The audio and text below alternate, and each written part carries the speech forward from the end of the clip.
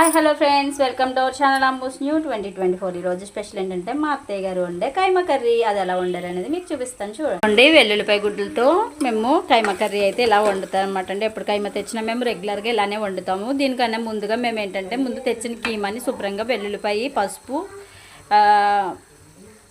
అల్లం పేస్ట్ వేసి కుక్కర్లో ఒక 2-3 కూతలు అయితే పెట్టించేస్తాం అనమాట అండి. తర్వాత ఒక మిక్సీ జార్లో కొంచెం ధనియాలు, జీలకర్ర, వెల్లుల్లిపాయ మిక్సీ పట్టుకుని పక్కన ఉంచుకుంటాం అనమాట అండి. ముందుగా వలుచుకున్న వెల్లుల్లిపాయ గుడ్లు ఏవైతే ఉన్నాయో వాటిని బాండి హీట్ అయిన తర్వాత, నూనె కాగిన తర్వాత ముందుగా వెల్లుల్లిపాయ గుడ్లు వేసి వేయించేసుకుంటాం. తర్వాత ఉడకబెట్టిన మసాలా కూడా మేము పట్టిన మసాలా కూడా వేయించేసుకుంటాం అండి, పచ్చివాసన పోయేంత వరకు. తర్వాత కీమ ఏదైతే ఉందో దాన్ని కూడా ఇందులో డిప్ చేసేసి శుభ్రంగా ఆయిల్ అంతా బయటకు వచ్చేంత వరకు వేయించేసుకోవాలన్నమాట అండి. ఇది పొరటాలకు కానీ హెల్త్ బాగాలేని వాళ్ళకి కానీ పెడితే కనుక చాలా టేస్టీగా ఉంటుందండి, చాలా హెల్తీ అనమాట. మేము మాత్రం రెగ్యులర్గానే ఇలానే వండుకుంటాం. దీనికి తోడుగా రసం అయితే పెట్టుకుంటాం. మీరు ఎలా వండుకుంటారు? మీ కైమా కూర కామెంట్ సెక్షన్లో కామెంట్ చేయండి.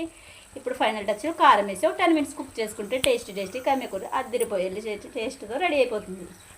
ఇదిగోండి ఇలాగా అనమాట. ఇలా కుక్ చేసేసుకుంటే సరిపోద్ది. తగినంత ఉప్పు, కారం కూడా వేసేసుకుంటే ఇది కూడా పచ్చివాసన పోయేంత వరకు.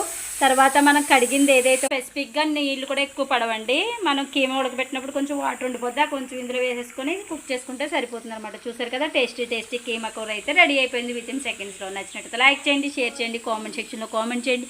ముఖ్యంగా మా ఛానల్ని సబ్స్క్రైబ్ చేసుకొని మీకు ఎలాంటి వంటలు కావాలో కామెంట్ సెక్షన్లో కామెంట్ చేస్తే మా అత్తయ్య గారితో వండించి నేనైతే వీడియో తీసేస్తాను. ఇంకెందుకు కలుస్తాం. Please subscribe my channel. Bye.